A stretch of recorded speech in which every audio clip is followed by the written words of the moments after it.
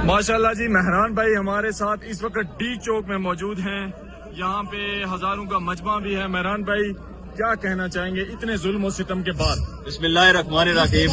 सब तो पहले अपने जितने भी लोग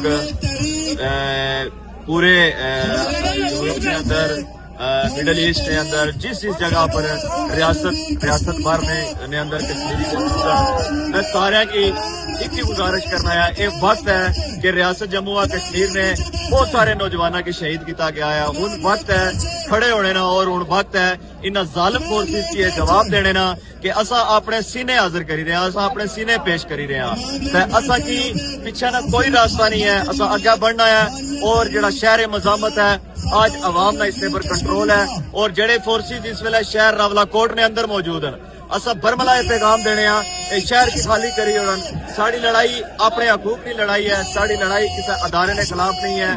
असा अपने बुनियादी हकूक वास्ते अपने घरों निकले हैं और तमाम लोग इस वेले अपने इस बुनियादी हकूक वास्ते सरापा एहतजाज हैं।